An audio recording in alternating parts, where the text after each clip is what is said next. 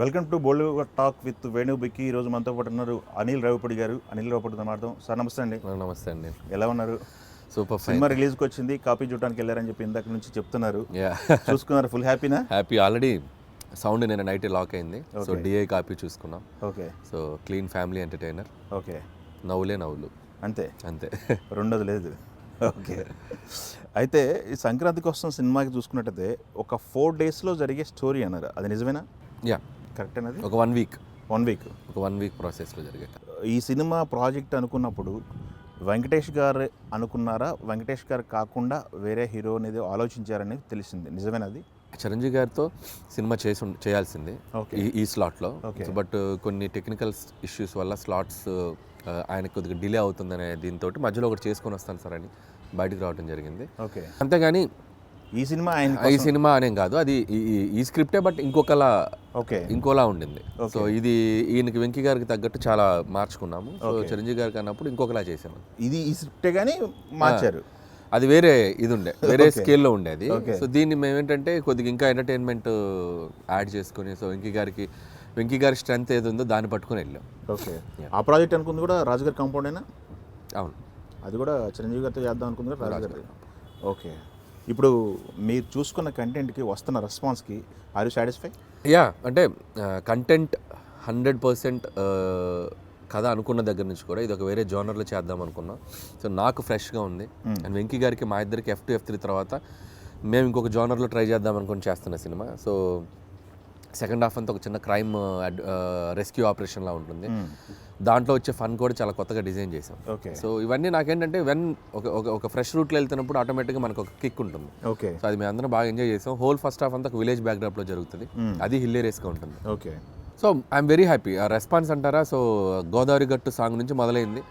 గోదావరి గట్టు నుంచి ఇక అంటే ప్రేక్షకులు కూడా ఐ డోంట్ నో, అంటే నాకు F2 కానీ 2009 సంక్రాంతికి వచ్చాను, అండ్ 2020 సర్లేరు నీకెవరు సంక్రాంతికి వచ్చాను. So I have a great connect with Sankranti. తెలియకుండా ఆ సెట్ ఆఫ్ ఆడియన్స్కి మేబీ నా సినిమాలు ఇంకా బాగా నచ్చుతాయి. సో ఆ వైబ్ సెట్ అయింది. అందులో వెంకటేష్ గారు నేను వస్తున్న మూడో ఫిల్మ్. సో అది కూడా ఒక ప్లస్ పాయింట్. సో ఆడియన్స్ అందరూ ఈగర్గా వెయిట్ చేస్తున్నారు. These kind of template films సంక్రాంతికి ఎక్కువ ఆడియన్స్ రిసీవ్ చేసుకుంటారు. సో కాబట్టి ఆడియో బాగుంది, అండ్ ట్రైలర్కి కూడా మంచి రెస్పాన్స్ వచ్చింది. అండ్ ఆర్టిస్టులు చాలా కొత్తగా కనబడుతున్నారు. And Aishwarya Rajesh and Meenakshi Chaudhary and VT Ganeshan గారు అండ్ ఉపేంద్ర లమ్హే అని మనకి ఆయన యానిమల్లో చేశారు. యానిమల్లో అతను అంటే చాలా ఫ్రెష్ ఆర్టిస్టులు ఉన్నారు. Everything is looking fresh. Okay. Shooting ఈ యాస ఒకటి గోదావరి స్లాంగ్లో కనపడుతుంది. ఇప్పుడు భాగ్యం క్యారెక్టర్ కావచ్చు, ఇప్పుడు వెంకటేష్ గారి క్యారెక్టర్కి గోదావరి స్లాంగ్ అడాప్ట్ చేసినట్టు. అంటే వెంకటేష్ గారు గోదావరి ప్రాంతానికి సంబంధించిన వ్యక్తి కాదు సినిమాలో. పెళ్ళయ్యాక గోదావరిలో ఉండాల్సి వస్తుంది. సో గోదావరి అల్లుడు. సో ఐశ్వర్య రాజేష్ ఫ్యామిలీ వచ్చేసి గోదావరి. సో మురళీధర్ గారు వీళ్ళు పక్కా గోదావరి యాక్సెంట్ మాట్లాడతారు, ఈ ఫ్యామిలీ మెంబర్స్ అంతా. వెంకటేష్ గారు ఏంటంటే కొద్దిగా ఆన్ అండ్ ఆఫ్ ఉంటుంది. సో రెగ్యులర్గా ఆయన వచ్చిన బ్యాక్ డ్రాప్ వేరు కాబట్టి గోదావరి చూపిస్తారా, దారుణంగా ఉంటుంది. ఫస్ట్ హాఫ్ అంతా గోదావరి ప్రజల్లో ఉండే అమాయకత్వం, గోదావరి ప్రజల్లో ఉండే వెటకారం, గోదావరి ప్రజలు చూపించే మంచితనం అన్నీ ఉంటాయి. భగవంత్ కేసరి తెలంగాణకు వచ్చే అనుకుంటా. అవును. ఇప్పుడేం గోదావరి. ఓకే. మీరు ఒక్కొక్క సినిమాకి వేరియేషన్ చూసుకుంటూ వెళ్తున్నారు. వెంకటేష్ గారితో మూడో సినిమా అన్నారు F2, అదొక రకం wife and husband plus. F3 వచ్చేసరికి మనీ చుట్టూ కథ. F3 వచ్చేసరికి లవర్కి ప్లస్ పెళ్ళాం మధ్యలో నలిగిపోయి భర్త. ఇదే కదా. ఇది సంక్రాంతికి వస్తున్నాం. సో అంటే ఇప్పుడు వెంకటేష్ గారితో F2 చేసినప్పటికీ ఈ సినిమా చేసేటప్పటికి నేను తీసుకున్న జాగ్రత్తలు ఏంటంటే F2, F3 అనేది ఒక టెంప్లెట్లో చేసాం. అది ఒక ఫ్రాంచైజీ కంటెంట్. సో మళ్ళీ నేను ఆ ఫ్రాంచైజీ ఫీల్ దీంట్లో రాకూడదని చెప్పి అండ్ టోటల్గా మేము వేరే జోనర్కి వచ్చాం. అండ్ వెంకీ గారి లుక్ నుంచి కూడా జాగ్రత్తలు తీసుకున్నాం. ఆయన ఒక చిన్న కళ్ళద్దాలు పెట్టి, అప్పట్లో భాగ్యరాజా గారి స్టైల్ ఉంటుంది, సో చిన్న బియర్డ్ పెట్టి చాలా గ్లామర్గా ఉన్నారు అసలు ఆ లుక్ చూసుకున్నప్పుడు మేము. సో ఒక పంచ, ఒక షర్ట్, సో ఆ డిజైన్ దగ్గర నుంచి. అలాగే సుందరకాండ తర్వాత కంప్లీట్ గ్లాసెస్ యాక్ట్ చేసిన ఫిల్మ్ ఈ film. Throughout the film గ్లాసెస్తో ఉన్న సినిమా ఇదే, సుందరకాండ తర్వాత. సో నాకు అలా చూడాలనిపించింది వెంకీ గారి లుక్. సో ఆ లుక్ నుంచి కూడా కేర్ తీసుకొని చేశాము. సో ఖచ్చితంగా మా ఇద్దరికి ఇది ఒక ఫ్రెష్ జోనర్ అవుతుంది. సో మేబీ దీనికి ఒక సీక్వెల్ వచ్చే అవకాశం కూడా ఉంది. సో అలా సెట్ అయింది ఈ బ్యాక్ డ్రాప్, ఈ టెంప్లెట్. ఓకే. సో కాబట్టి ఇదొక kind of comedy, signature moments అయ్యి పెడతారు, బాడీ లాంగ్వేజ్ పెడతారు. F2 లోనే ఫ్రస్ట్రేషన్ అంటారు. అవును, ఇప్పుడు సరేలే నీకు ఎవరు నన్ను ఎవరు బిఫోర్ నెవర్ ఆఫ్టర్ అన్నారు. దీని ప్రత్యేక అవి నేను కొద్దిగా దీంట్లో తగ్గించా లేవు, వెంకీ గారికి అసలు అవి అవాయిడ్ చేశాను. అదే అంటాను కదా, కంప్లీట్ దాని నుంచి బయటకు వద్దామని. ఓకే, లేదంటే మన ఎంటర్టైన్మెంట్ చేసిన ప్రతిసారి వన్ లైనర్స్ ఇవే చేస్తాను అన్న ఫీలింగ్ లేకుండా, సో నేను టెస్ట్ చేసుకోవటం. సో నేను ఇలాగ కూడా కామెడీ పండించగలను, ఈ జోనర్లో కూడా కామెడీ మనం ఎంతవరకు, డార్క్ హ్యూమర్ ఎంతవరకు మనం రీచ్ చేయగలం. సో అది వర్కౌట్ చేసిన ఫిల్మ్ అయింది. ఓకే, ఇప్పుడు ఐశ్వర్య రాజేష్ క్యారెక్టర్ ఒకటి ప్లస్ మీనాక్షి చౌదరి గారి క్యారెక్టర్, ఈ రెండు పాత్రలకి వాళ్ళిద్దరు న్యాయం చేశారా? వాళ్ళిద్దరి మధ్య యాక్టింగ్ ఎవరు బెస్ట్ అంటే మీరేం చెప్తారు? అంటే లేదు, ఇద్దరు అంటే ఐశ్వర్య రాజేష్ అనే అమ్మాయి సూపర్ యాక్ట్రెస్. తను చేసిన ఫిలిమ్స్ కూడా డిఫరెంట్ జోనర్స్ చేసింది. సో ఈ సినిమాకి పర్టికులర్గా భాగ్యం క్యారెక్టర్కి ఆర్టిస్ట్ చాలా మంచి పెర్ఫార్మర్ అయి ఉండాలి. సో దాంట్లో ఆ క్యారెక్టర్ ఒక ఇన్నోసెన్స్ ఉంటుంది, ఒక జెలస్ ఫ్యాక్టర్ ఉంటుంది, ఒక కోపం ఉంటుంది, అన్నీ ఉంటాయి. ఎక్కడ ఏది ఇంచు దాటినా కూడా లౌడ్ అయ్యి ఓవర్ అయ్యే ప్రమాదం ఉంది. సో అంత సటిల్గా, అంత ఇన్నోసెంట్గా చేయాలి. దానికి ఐశ్వర్య రాజేష్ 200% న్యాయం చేసింది. Okay, and vice versa Meenakshi Chaudhary వచ్చేసరికి ఈ పాత్ర కులుకునేలా ఉండాలి. అంటే హస్బెండ్ పక్కన గర్ల్ ఫ్రెండ్ వచ్చింది, ఎక్స్ గర్ల్ ఫ్రెండ్ అప్పుడు అమ్మాయి హైటు, అమ్మాయి కలరు గిలరు మొత్తం ఇదేమో ఎత్తుకెళ్ళిపోయిద్ది అన్న మగుని అన్న ఫీల్ ఉండాలి అమ్మాయి. సో అందుకని ఆ అమ్మాయి క్యారెక్టర్ కూడా గ్లామర్ పరంగా, అలాగే యాక్టింగ్ పరంగా కూడా మీనాక్షి ఇద్దరు ఉన్న ప్లస్ పాయింట్ అంటే వెరీ రియలిస్టిక్ యాక్ట్రెస్ ఇద్దరు కూడా. సినిమాకి ఇలా ఏదో డ్రామాటిక్గా యాక్ట్ చేసేద్దాం అన్నట్టు ఉండదు, ఇద్దరు న్యాచురల్గా ఉంటుంది వాళ్ళ పెర్ఫార్మెన్స్. సో అది సినిమాకి బాగా హెల్ప్ అయింది వాళ్ళిద్దరు, ఐశ్వర్య మీనాక్షి. ఈ సినిమా అనుకున్న తర్వాత వెంకటేష్ గారితో వీళ్ళిద్దరు కాంబినేషన్ సెట్ అయిన తర్వాత ముగ్గురిని కలిపి సెట్లో ఏమన్నా వర్క్షాపులు చేస్తారా? ఎందుకంటే బయట వాళ్ళ కెమిస్ట్రీ చూస్తుంటే నిజంగా వాళ్ళు జీవించేస్తున్నారు. అంటే ఐశ్వర్య క్యారెక్టర్ నుంచి బయటికి రావట్లేదు. లేదు అంటే వర్క్షాప్ ఏం చేయలేదు, చేసుకుంటూ వెళ్ళే ప్రాసెస్లో ముగ్గురు క్యారెక్టర్లు మధ్య కెమిస్ట్రీ బాగా సెట్ అయింది. ఓకే, సో అంటే ఫస్ట్ ఆఫ్ ఆల్ వెంకీ గారు చాలా గ్రౌండెడ్గా ఉంటారు. అండ్ ఐశ్వర్య మీనాక్షి కూడా, ఇద్దరికి హీరోయిన్స్కి జనరల్గా ఏంటంటే అక్కడక్కడ కొంతమందికి చిన్న ట్యాంట్రమ్స్ ఉంటాయి, అసలు ఏమీ లేవు. ఓకే, వీళ్ళు చాలా కలిసిపోయి ఉంటారు, very very very very down to earth అనమాట. సో అది వెంకటేష్ గారికి బాగా కనెక్ట్ అయిపోయారు. కనెక్ట్ అయిపోయినప్పుడు ఏంటంటే అప్పుడు చేసేటప్పుడు అందుకే సీన్స్ కూడా అంత బాగా పండినాయి. సో మేము చేసే ప్రమోషన్స్ కూడా ముగ్గురు అంతే ఎనర్జీగా వస్తున్నారు. మీరు గమనిస్తే అన్ని ప్రమోషన్స్లో ఆల్మోస్ట్ వెంకీ గారు ఇద్దరు హీరోయిన్స్తోనే చేశాను నేను. సో ఆ ఫ్రెండ్లీ వెదర్ ఉన్నప్పుడు, అట్మాస్ఫియర్ ఉన్నప్పుడు, ఏదైనా కూడా మన కాలేజ్లో ఫ్రెండ్స్ ఎలా ఉంటారు అలా ఉండింది మాకు సెట్. సో అందుకని ఇక మేము ఏదనుకుంటే ఇది చేద్దాం ఇది అనుకుందాం చేద్దాం అని చెప్పి అందరూ. మీరు లైన్స్ ఎక్కడి నుంచి పట్టుకుంటారు? ఫ్యామిలీ రిలేషన్లో ఉండే మన ఎమోషన్స్ని పట్టుకుంటున్నారు. ఇప్పుడు ఎక్స్ గర్ల్ ఫ్రెండ్ గురించి వైఫ్కి చెప్తే ప్రాబ్లం ఏంటని టాపిక్ తీసుకున్నారు. అవును, మీ రియల్ లైఫ్లో పరిస్థితి ఏంటి? అంటే జనరల్గా ఎలా ఉంటుందంటే, మీరు చెప్పారా మీ వైఫ్కి? అంటే మాది ఒక డిఫరెంట్, నా గతం మా వైఫ్కి తెలుసు. గతం అంటే కాలేజ్ లైఫ్లో జరిగినవి ఫన్నీ ఇన్సిడెంట్స్ తప్ప నాకు అంత పెద్ద స్టోరీస్ ఏం లేవు, దాచిపెట్టాల్సిన స్టోరీస్ ఏం లేవు. సో జనరల్గా నేను ఎప్పుడు అనలైజ్ చేసేది ఏంటంటే, జనరల్గా ఉమెన్ వాళ్ళలో ఒక క్యూట్ క్వాలిటీస్ ఉంటాయి.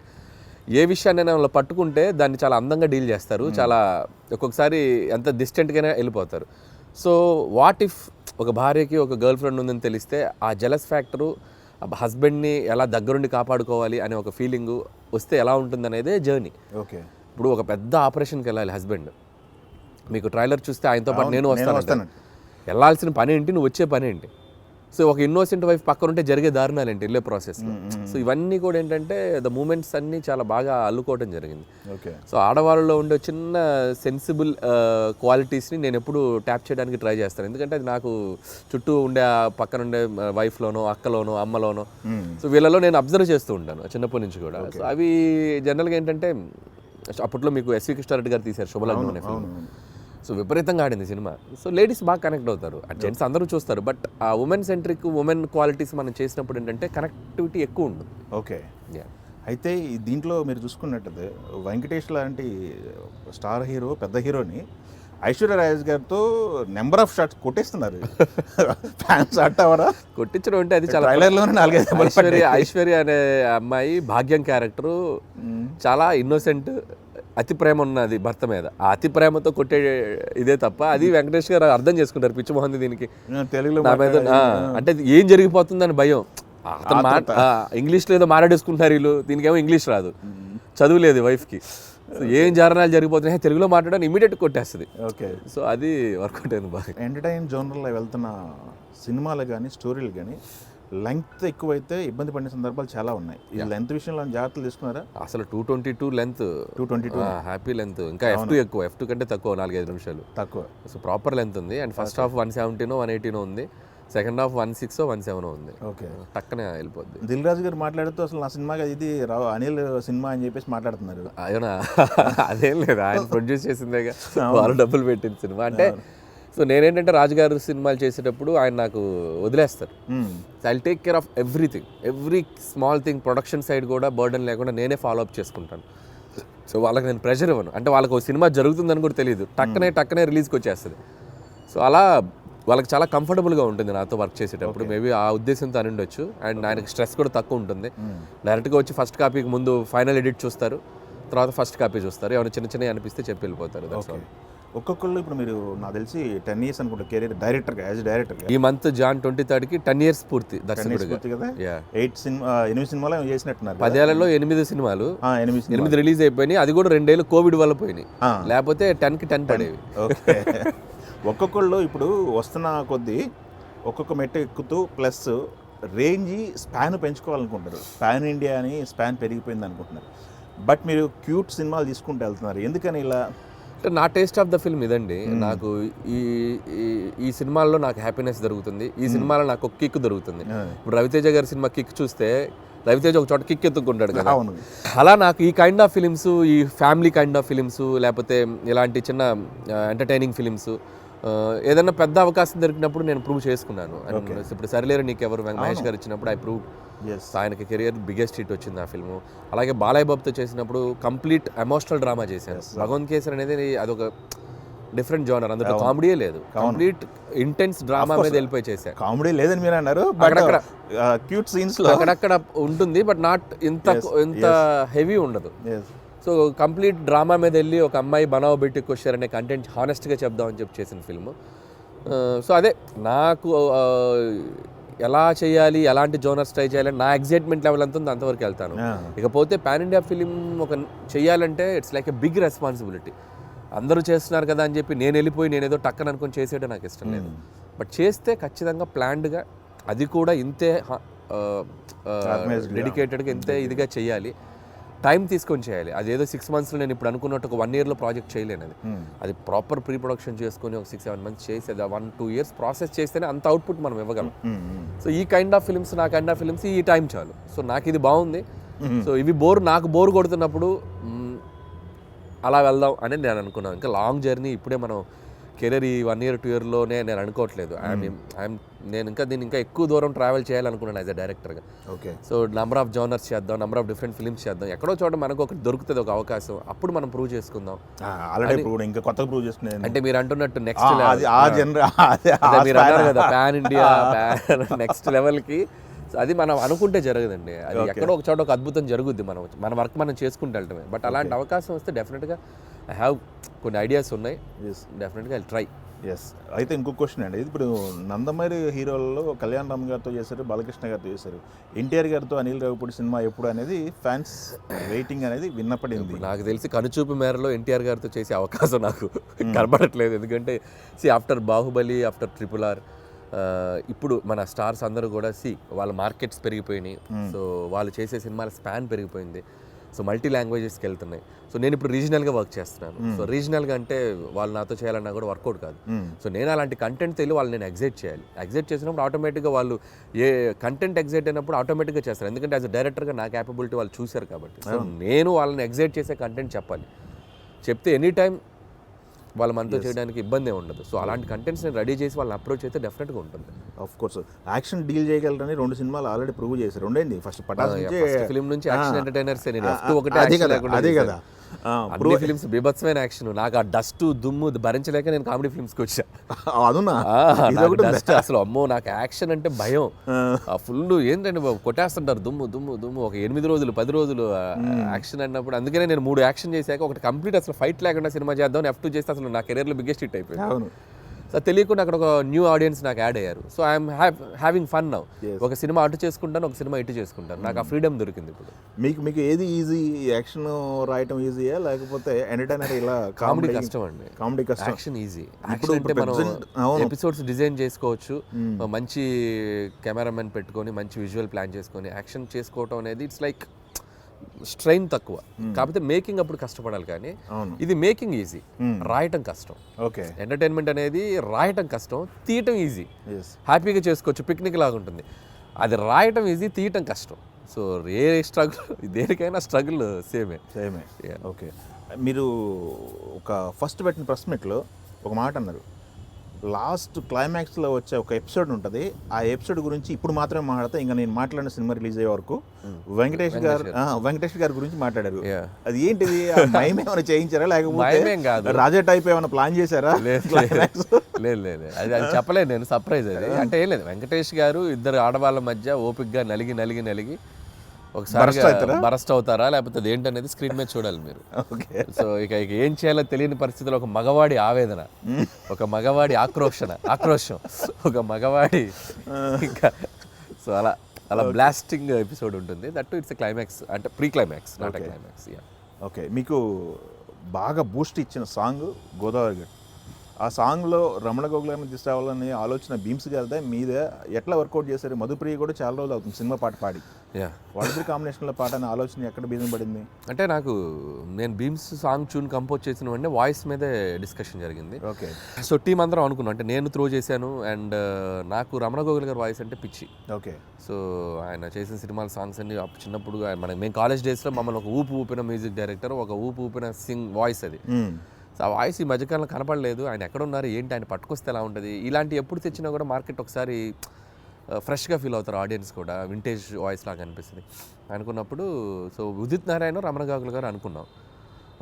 బట్ నాకేంటంటే ఫస్ట్ ట్రై చేద్దాం రమణ గోగుల్ గారిని అనుకొని చెప్పి ట్రై చేయటం, ఆయనకి సాంగ్ బాగా నచ్చటం, ఆయన డిసైడ్ అయ్యి వచ్చి పాడటం పట్టపట్ట జరిగిపోయింది. ఓకే. సో బట్ సాంగ్ మేము ట్యూన్ కంపోజ్ చేసినప్పుడు ఒక సూపర్ హిట్ సాంగ్ అనుకున్నాం, బట్ రమణ గోగుల్ గారు యాడ్ అయ్యాక అది సెన్సేషనల్ సాంగ్ అయిపోయింది. ఓకే. సో పబ్లిసిటీ విషయానికి చూసుకుంటే సినిమాకి ఎంత కేర్ తీసుకున్నారో మాకు కనపడలేదు, కానీ అంటే మీరు చేసిన వర్క్ మాకు ఆన్ స్క్రీన్ కనపడలేదు, కానీ ఇప్పుడు కంటెంట్లో కనపడుతుంది. బట్ పబ్లిసిటీ విషయంలో విపరీతమైన కేర్ తీసుకున్నట్టు తెలుస్తుంది. కంటెంట్ బయటకు వదులుతుంది. కంటెంట్ ఏంటిది? అట్రాక్ట్ చేసుకోవాలని, అందరూ నా వైపే చూడాలని ఒకసారి అటెన్షన్. అంటే ఏం లేదండి, నాకు నా వైపే చూడాలని కాదు, కానీ నా వైపు అంటే నా సినిమా వైపు. కోవిడ్ వచ్చాక సినిమా చూసే పర్సంటేజ్ కొద్దిగా చూజీ అయిపోయారు ఆడియన్స్. ఓకే. అంటే అంతకుముందు ఏ ఫ్రైడే వచ్చిన ఒక సినిమా చూద్దామని చెప్పి సరదాగా వెళ్ళేవాళ్ళు. ఓటీటీ ఇంట్లోకి వచ్చేసరికి ఎవ్రీ 3 వీక్స్ 4 వీక్స్కి ఆ సినిమాలన్నీ డంప్ అయిపోతున్నాయి ఓటీటీలో. అవును. సో ఏం చూడాలి, థియేటర్కి వెళ్ళాలి అనేది పిక్కీగా అయిపోయారు, పిక్ చేసుకుంటున్నారు ఈ సినిమా అని. సో అలాంటి టైంలో మనం ప్రయారిటీలో ఉండకపోతే మన సినిమా ఎంతవరకు రీచ్ అవుద్దని ఒక భయం ఉంది. సో అందుకని it's a pre planned promotional activities. Okay. Team తోటి అందరం కూర్చొని, I have a great team, Vamsi Sekhar and Manoj digit. నా ఐడియాస్ని వాళ్ళు ఇంప్రూవైజ్ చేయటం, వాళ్ళ ఐడియాస్ని నేను ఇంప్రూవైజ్ చేయటం, అది బాగా సింక్ ఉంటుంది నాకు. ఓకే.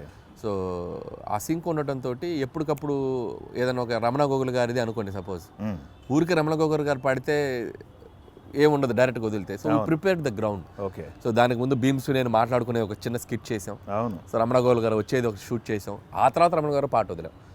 సో అలా ఎవ్రీ బ్రేక్ త్రూస్ ప్రతి పాటకు కూడా అలా అనుకుంటూ రావడం. వెంకటేష్ గారు పాడేది వచ్చి ఫుల్ వైరల్ అయిపోయింది, నేను పాడతా నేను చేయటం. సో అలా ప్రతిదానికి కూడా అదైతే స్పాంటేనియస్, అసలు ముందు అనుకోలేదు. పాట ఆయన పాడతారన్నప్పుడు, సార్ దీనికి పాట పాడతారన్నప్పుడు దీన్ని ఎలా పాడతారనేది కూడా ఒకటి చేసి వదులుదాం సార్ అన్నప్పుడు ఆయన ఎగ్జైట్ అయిపోయారు. సో అప్పుడు వెంకటేష్ గారు నేను షూటింగ్ స్పాట్లోనే అనుకొని చేయటం, సో అది వదిలి తర్వాత ఆయన పాట అన్నీ ఫటాఫటా అసలు. ఓకే. సో అంటే ఇట్స్ లైక్ వర్కింగ్. అంటే ఎప్పుడైతే పాటలు కనెక్ట్ అయినాయో మా ప్రమోషనల్ కంటెంట్ కూడా 1 by 1 ఒక్కొక్కటి రీచ్ అవుతూ వచ్చినాయి. సో నాదేం లేదండి, అంటే సినిమాని ఈరోజు మనం కాపాడుకోవాలి. సో ఒక ప్రొడ్యూసర్ తీసిన సినిమాని ఆడియన్స్ వద్దకు తీసుకెళ్లాలంటే మనం పెట్టే ఎఫర్ట్స్ సినిమాతో పాటు ఆ ప్రమోషన్ కూడా ఏంటంటే వాళ్ళకి రీచ్ కాకపోతే అది మనం చేసిన ప్రయత్నం వేస్ట్ అయిపోద్ది అనేది నా ఫీలింగ్. ఇప్పుడు ఫేస్ని బట్టి సపోజ్ ప్రభాస్ గారు, మహేష్ గారు, తారక్ గారు కానీ, చరణ్ గారు కానీ, బన్నీ గారు, వీళ్ళందరికీ ఏంటంటే దే హ్యావ్ దేర్ ఓన్ వెళ్ళిపోతుంది. ఇప్పుడు వెంకటేష్ గారు నాది కాంబినేషన్ కూడా మా ఆడియన్స్ మాకు ఉంటారు. అవును. Still I don't want to take chance. ఇంకా లోపల ఉన్న వాళ్ళు కూడా పట్టుకొద్దాం, ఈ సినిమా చూద్దాం అని ఒక ఎక్సైట్మెంట్ క్రియేట్ చేద్దాం అని చెప్పి ఒక చిన్న ప్రయత్నం అంతే. కొంతమంది తిట్టుకునే వాళ్ళు ఉన్నారు, ఆపరా బాబు అనే వాళ్ళు ఉన్నారు. ఏమైనా పర్లేదు, ఈ సంక్రాంతికి what ever we have efforts మా ఏం చేసేది. ఇప్పుడు మన ఎవ్రీడే రీల్స్ కూడా వదిలేం, 5 days 6 days కూడా అందరూ నచ్చే వాళ్ళు ఎంజాయ్ చేస్తున్నారు. సో మేము అది టార్గెట్ చేసింది ట్విట్టర్ అని కాదు, ఎక్స్ అని కాదు, బేసిక్గా యూట్యూబ్స్కి, రీల్స్కి, ఇన్స్టాగ్రామ్స్కి టార్గెట్ చేసాం. సో ఎందుకంటే దెర్ ఈస్ ఎ లాజిక్. మా అమ్మగారు ఉన్నారు, వాళ్ళకి పొద్దున ఒక హాఫ్ అన్ అవర్ పని అయిన తర్వాత వాళ్ళు ఏం చేస్తారంటే 24/7 ఈ ఫోన్లోనే ఉంటున్నారు. ఏజ్ 60+ మా అమ్మగారు, 20+ వాడు ఫోన్లోనే ఉంటున్నారు, 60+ వాళ్ళు ఫోన్లోనే ఉంటున్నారు. సో మన ప్రమోషన్ అంతా ఇక్కడే ఉంది. సో వాళ్ళు ఏం చూస్తున్నారు, వాళ్ళు వచ్చి ట్విట్టర్ చూసే బ్యాచ్ యూత్ బ్యాచ్, వాళ్ళు చూసేది ఏంటి YouTube shorts and YouTube and ఇవి చూస్తున్నారు. కొంతమంది ఇన్స్టాగ్రామ్ ఏజ్ ఉన్న వాళ్ళు, సో మిడిల్ ఏజ్ పీపుల్ ఒకటి చూస్తున్నారు. సో ఆ బేస్ మీదే చేస్తే బాగుంటుంది అని చెప్పి అనుకున్నాం, బట్ మాకు వర్కౌట్ అయింది. ఎస్ ఎందుకు ఒకసారి 3-4 రోజులు రాజుగారు మీకు మధ్య మాటలు లేవంట ప్రాజెక్ట్, అప్పుడు నిజమేనా బయటకు వచ్చిన వార్త? రాజుగారికి నాకు మాట లేకపోవడం అనేది ఇంపాసిబుల్. రిలీజ్ డేట్ విషయంలో సంక్రాంతి అనౌన్స్ చేయడంలోనే మీరు అప్సెట్ అయ్యారంట. ఏం లేదు, రాజుగారి నేచర్ నా నేచర్ ఒకటే, మేము మ్యాక్సిమం కలుపుకొని వెళ్ళిపోతాం. సో ఫైట్ మోడ్లోకి వెళ్ళాం. అసలు very very like minded people ఇద్దరం, అస్సలు సమస్య లేదు. అదేదో బయటకు అలా వచ్చింది కానీ డిస్కస్ చేద్దాం అనిల్ అని ఆయన వదిలేశారు, నేను వదిలేశాను. ఒక ఫైన్ డే వచ్చి వెంకటేష్ గారు ఆయన అనుకుంటున్నది ఆయనకి, ఆయన ఒపీనియన్ ఆయన చెప్పారు, సినారియో అబ్జర్వ్ ఆయన అర్థం చేసుకుని అన్ని థింగ్స్ అన్ని కరెక్ట్గా ప్లేస్ అయిపోయినాయి తప్ప అలా అలిగి అలటాలి అది ఏం లేదు. సో జస్ట్ రూమర్స్ అంతే. వెంకటేష్ గారి కంటెంట్ చూసిన తర్వాత ఆయన ఫీలింగ్ హ్యాపీ. ఆయన పాట పాడేటప్పుడు ఎంత వైబ్లో ఉన్నారు, అవుట్పుట్ చేసుకుని అంత వైబ్లో ఉన్నారు. Very happy.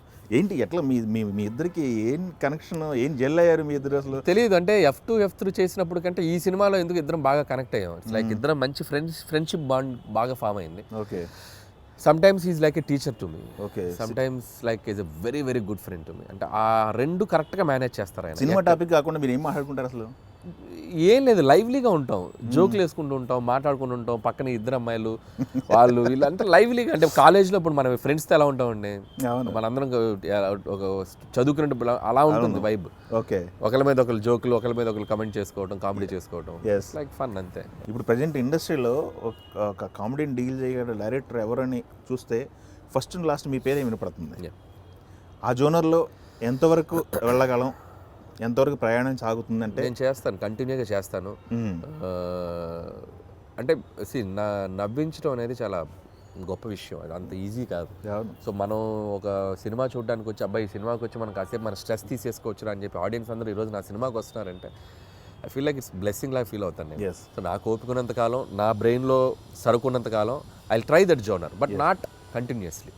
ఒక సినిమా తర్వాత సినిమా అవే సినిమాలు చేయాలని నాకు ఉండదు. ఇప్పుడు ఈ సినిమాలో ఎంటర్టైన్మెంట్ క్వశ్చన్ 80% ఉంటే ఒక నెక్స్ట్ చేయబోయే సినిమాలో ఒక 50% నుంచి 50% యాక్షన్ యాడ్ చేస్తాను అలా. సో ఆ పర్సంటేజ్ మార్చుకుంటూ వెళ్తాను. సో అది సినిమా టు సినిమా వర్కౌట్ చేసుకుంటూ వెళ్తాను. ఇంకోటి ఫైనల్ అండి, ఇప్పుడు మీరు బ్లాక్ బాస్టర్ కొట్టారు గత సినిమా బాలకృష్ణ గత భగవంత్ కేసరి, ఇప్పుడు ఆయన సినిమా కూడా వస్తుంది, మీ సినిమా కంటే ముందు వస్తుంది. ఏం చెప్తున్నారు? గేమ్ చేంజరు, డాకు మహారాజు, సంక్రాంతికి వస్తున్నాం, 3 సినిమాలు వరుసన వస్తున్నాయి. సో నాకు తెలిసి 3 different genres, so 3 different kind of ప్లాట్ఫామ్స్లో వస్తున్నాయి. గేమ్ చేంజర్ వచ్చేసి కంప్లీట్ పొలిటికల్ బ్యాక్డ్రాప్లో వస్తుంది, డాకు మహారాజ్ వచ్చేసి complete mass and visual kind of థింగ్లో వాళ్ళు ప్లాన్ చేశారు, అండ్ మాది complete family entertainer. So 3 different dishes చూసారు కదా మీరు? 3 మాది మా స్టైల్లో ఉంది, డాకు స్టైల్లో ఉంది, గేమ్ చేంజర్ స్టైల్లో ఉంది. స్కేల్ వైజ్ ఏది తగ్గట్లేదు, ఎవరు తగ్గట్లేదు అన్నట్టు. సో ఆడియన్స్ సార్ అంటే ఏదైనా రిజల్ట్సే కదండి, సో మన చేతుల్లో ఏముండదు. సో థియేటర్లో పడ్డాక ఏ సినిమా ఎడ్జ్ తీసుకుంటారు అనేది ప్రజల చేతుల్లో ఉంది. వాళ్ళకి ఏ సినిమా బాగా నచ్చితే ఆ సినిమా కొద్దిగా ఎడ్జ్ తీసుకుంటుంది మిగతా సినిమాలతో పోలిస్తే. అది ఎట్లా ఉంటుంది అనేది రిజల్ట్సే, అది మనం ఎవరు ప్రిడిక్ట్ చేయలేం. సినిమా అనేది సక్సెస్ అవుతుందని చెప్పగలం, ఏ రేంజ్ సక్సెస్ అవుతుందని ఎవరు ప్రిడిక్ట్ చేయలేం. సో అది wait and see for the results. అందరం మేము ఎగ్జైటింగ్గా వెయిట్ చేస్తున్నాం. సో నా వరకు 3 సినిమాలు ఆడాలి, గేమ్ చేంజర్ రామ్ చరణ్ గారికి బిగ్గెస్ట్ హిట్ అవ్వాలి, సో మా రాజు గారి బ్యానర్లోనే సినిమా, అండ్ బాలయ్య బాబు నా హీరో, సో నాకు చాలా ఇష్టమైన హీరో. సో అది బాబీ నాకు వెరీ గుడ్ ఫ్రెండ్, సో అది కూడా మంచి హిట్ అవ్వాలి. యాజ్ యూజ్గా మా సినిమా January 14th వస్తుంది. ఫుల్ ఫన్ ఫీస్ట్, హ్యాపీగా వచ్చి ఫ్యామిలీతో కూర్చోండి, ఫుల్ చిల్ అయ్యి వెళ్ళిపోతారు. ఒక ప్రాజెక్ట్ చేతిలో ఉండగానే రిలీజ్కి ముందు ఉండగానే ఇంకో నెక్స్ట్ ఏంటి అనే ఆలోచన వస్తుంది కదా, Yeah. నెక్స్ట్ ఏంటి అంటే ఏం ప్లాన్ చేశారు మీరు నెక్స్ట్? సో నెక్స్ట్ జరుగుతుందండి, అంటే చిరంజీవి బయటకు కూడా వచ్చింది, ప్రాసెస్లో ఉంది. అంటే it's like too early to talk about that project. So ఇంకా స్క్రిప్ట్ చెప్పాలి, ఆయన ఎగ్జైట్ అవ్వాలి, చాలా ఉంది process. Okay. So it's like it's very beginning స్టేజ్లో ఉన్నాం. లెట్స్ సీ, ఇంకా దాన్ని ఇంకా తర్వాత మాట్లాడదాం దాని గురించి. ఒక మీ స్టైల్లో ఉంటుందా మెగాస్టార్ గారి స్టైల్? అది గనక హ్యాపెనింగ్గా మనకి వెళ్తుంది, దాని మీద జరుగుతుంది. బట్ ఆయనకి ఏం చేయాలి, ఆయనకు ఉన్నట్టు ఎలాంటిది క్రియేట్ చేయాలనే దాని మీద జరుగుతుంది. యా, ఫైనల్గా ఆల్ ది బెస్ట్ అండి. థ్యాంక్ యూ సో మచ్ అండి. Thank you.